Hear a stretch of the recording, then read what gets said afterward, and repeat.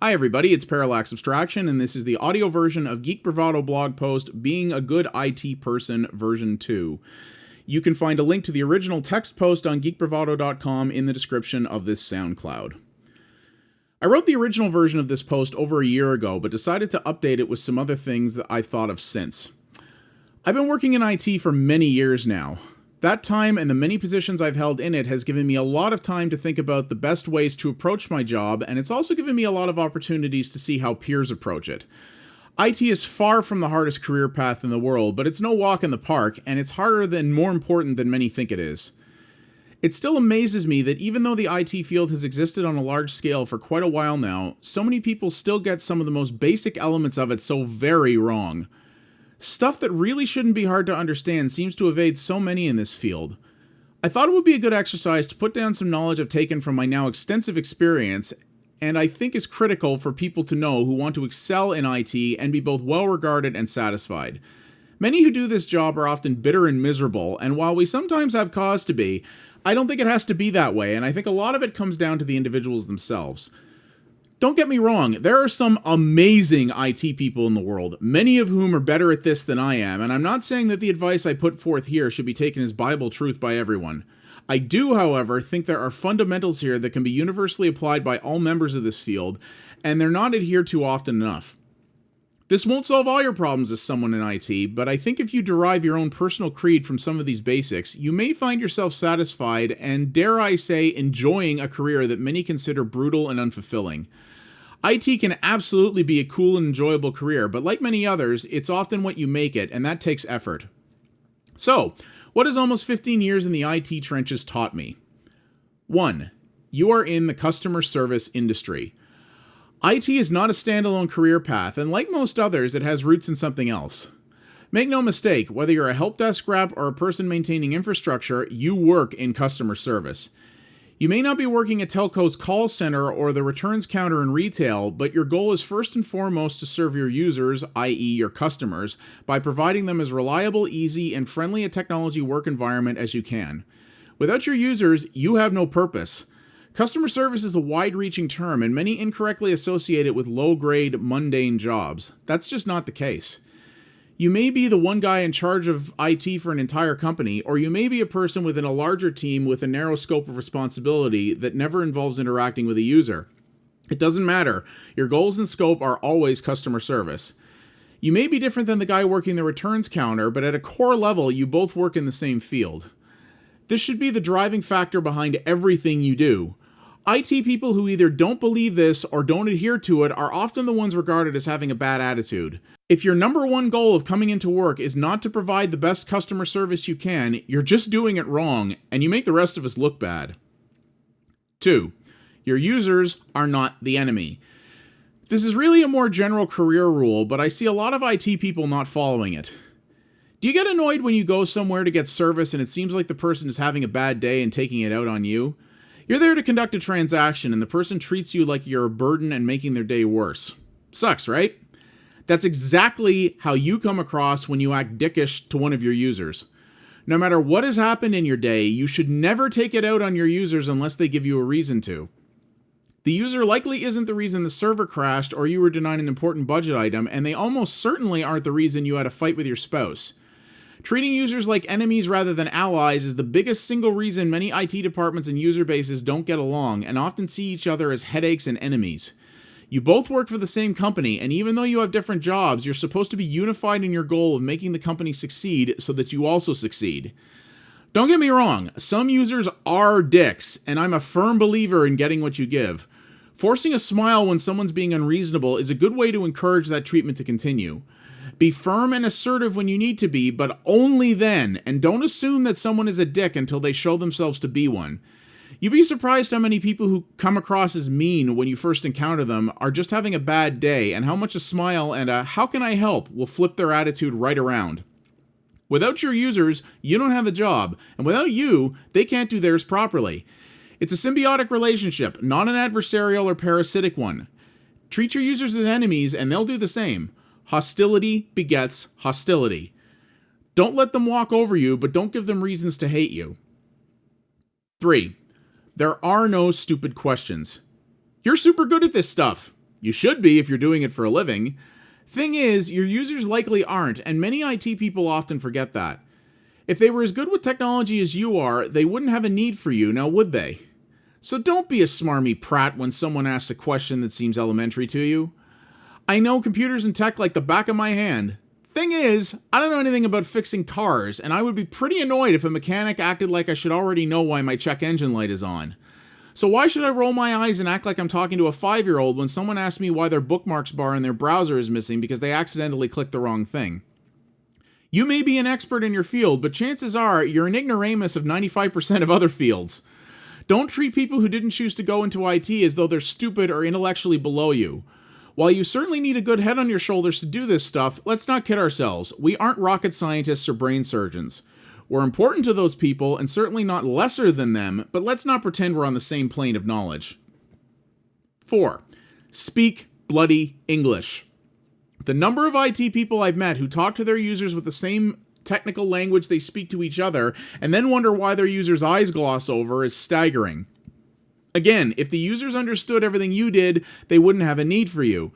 When explaining a problem or a solution you're implementing, you need to recognize that you're not talking to a technical expert. I don't have a hard time learning how to do this, but from what I've gathered, it's actually a difficult skill for many, almost akin to learning how to translate between two languages. That may be, but knowing how to break tech jargon down into plain language is one of the most valuable skills you can have in IT. It's something to work on and always be striving to improve. Personally, I found that using a lot of analogies and comparisons to more common things in the real world makes something a lot easier. For example, I've often used the analogy of a scratched CD and how that causes skipping to explain bad sectors on a hard drive. I know I should probably update the analogy to use something more modern than CDs, but you get the idea. Learning this skill is invaluable to diffusing tense situations and also to just make your users feel that you're trying to help them understand their problem. People hate being ignorant of why things aren't working, and even a little bit of knowledge can make them feel a lot better. You don't need to explain the nitty-gritty of everything, but even a top-level explanation can make a situation much easier for everyone. Get good at doing this. 5. Fight for your interests. Far too many companies in the world see IT as a burden and a black box. Executives often don't understand what we do, and that makes them suspicious of us. Our departments only cost money, they don't make it, at least not directly, and the executives see only money going in, and because of their ignorance of our work, we're often first on the chopping block. One of the biggest problems I've seen in my career is IT managers in departments that don't put up enough of a fight to get what they want and need. IT is important. It's hypercritical, in fact. A company can survive without almost any other department for at least a short time, but no IT people means that if something breaks, they're effectively crippled. We may not directly generate profits, but make no mistake, a successful company without IT is no longer successful, and we are instrumental in ensuring efficiency. It doesn't matter if times are tough where you work. You need to be good at explaining why IT needs what it asks for, and you need to be willing to take the gloves off, get in the trenches, and fight for those resources with everyone else. What you do is important, and you need to act like it.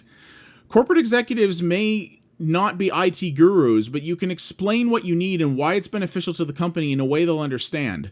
Learn how to talk business to them instead of tech. It not only makes things easier to communicate your needs, it shows them you're willing to put in the effort to explain things in a way they'll understand. You don't need an MBA to make a business case. If you're denied stuff you need now, it will only make things much worse later on, and you have to be willing to speak up and make that known. Cowering back and letting some clueless executive tell you what can wait is a failure on your part. It's not easy to take a stand, even less so in companies dominated by type A salespeople, but ultimately it's what you have to do to provide the best customer service, which, as stated above, is the industry you're in. 5. You gotta love it. I've worked with a lot of people in my time who got into IT when it was the hot upcoming career path because they saw it as an easy way to make good money. They took a bunch of training, got the paper certifications they needed, punch in, punch out, and make their money. That's a lousy way to go about any career. If you don't enjoy what you do, how can you do it well over the long term? If this is just a paycheck and not something that interests you, gets you fired up, and that you don't ever think about when you're outside the office, how are you ever going to do the best job you can? You have to be engaged with what you're doing. If you're just going through the motions, you're not giving the work the attention it deserves. Don't get me wrong. I get that sometimes you just need a job, and the argument that, quote, you should do what you love, and if you don't love it, you should do something else, unquote, is a simplistic, reductive, and frankly insulting way to look at the job market. We've never lived in a world where everyone can do what they ideally want and make a living at the same time. There are things I would probably love doing more than IT, but in reality, they're not likely to happen, or at least not to bring me the stability I need. That doesn't mean I don't love what I do, though, because I absolutely do. I love technology, and I love discovering how to best use it to improve the lives of others. If you're working in IT and can't wait to get home every day so you can focus on anything else, you should probably find to pursue something that interests you more, because just going through the motions ultimately serves no one well. You may need a job, but if you hate it that much, spend some time getting good at what you actually do love, and maybe that can become your job and make you much happier. 6. Always be learning. This is something I've sadly neglected way too much in my career because I got comfortable, lazy, and frankly arrogant at how much the experience I had actually meant. Like almost any other field, there are always new things to be learning about it, and you will never be in a state where there's nothing left to be enlightened with. Really, this should be obvious in a field of technology where things are always advancing at light speed. Yet many people, myself included, think they know all they need to know and just sit still. Even if it doesn't look like your job needs more knowledge than you have, keep acquiring it anyway. Read articles, do online courses, run experiments, request training opportunities. Do as much learning as you can whenever you can. It may help make your current job better, and it could open new and exciting doors for you going forward. Becoming complacent in the technology field is the worst thing you can do, and stagnation is ultimately a death sentence for your long-term advancement. I learned this the hard way, and now I'm struggling to regain lost ground. Don't ever let this happen to you. 7. Be inventive. One of the greatest things about modern technology is how it can be bent and shaped to serve our needs in ways we, or perhaps even its creators, never thought of. Some things are more rigid than others, but you'd be surprised how, if you just color outside the lines a bit, you can pull off some downright miraculous stuff that can save time, money, or just make something more useful to you and your users. Never be afraid to experiment or to push the envelope of something you have at your disposal. Just because the manual doesn't talk about doing a thing doesn't mean it can't be done. It just means the people who wrote the manual didn't think of it. The IT people who advance farthest are often the ones who innovate and break things in beneficial ways, coming up with means to solve problems that deviate from the norm. It shows a depth of problem solving and critical thinking skills on your part, and the one thing I've learned is the more you hone that skill, the more unforeseen opportunities will just appear in front of you because you know how to look for what isn't readily apparent. 8. Never be stubbornly loyal. Brands have ups and downs in the quality of their products. Vendors have ups and downs in service and pricing. What was great last year could suck this year. I've seen so many IT departments that refuse to change what they use in spite of this because they're comfortable with the familiar and they're worried about the repercussions that could come from change. I've worked in places where a brand of laptop has gone to crap, but they keep buying them anyway because they can't be bothered to research something else or are scared it'll be worse. The same thing has happened with software, particularly security tools. I've had to fight to change a supplier whose service has gone downhill because some executive is friendly with our sales rep and doesn't want to offend them. Companies often rely and prey on this response, and you can't give in to it. This is a business, and you're supposed to demand the best you can get for the least amount of money possible. If a brand or supplier is no longer providing that, it's time to move on. If you give in to feelings of guilt and harm your organization in the process, your thinking is backwards. If something isn't living up to expectations, drop it and find something that will. Sticking with companies that do a lousy job is why they don't change. Your business is a privilege, and the core concept of competition is that everyone's supposed to fight for that. If they know they can profit off the path of least resistance, they will. Don't let them. Conclusion. So there we have it, some of my tips that I gleaned from my years in IT about how to be better at it. Really, a lot of these rules can be applied to any number of different careers, but they have all served me well in my time, and I think if more IT people followed them, this is one that would better be thought of. I'm sure there are many more things out there too, and if you work in IT and have your own rules and creed, I'd love to hear about them.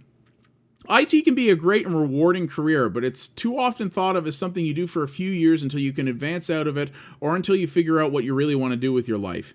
It doesn't have to be this way, and it's something you can do for a long time and love doing on top of that if you just look at it a certain way and spread that enthusiasm to those you surround yourself with and serve. Sure, I've thought about changing direction before, and I may still someday, but right now I'm still looking for an IT job to replace the one I recently lost. Not just because I'm damn good at it, but because I want to keep doing this. This can be something you love doing. Just look inwards and find what calls you to it. If nothing does, that's okay too, but you should think about what can make you happier in that case. We can be heroes, but it's ultimately down to us. Make yourself a hero. Thanks for listening.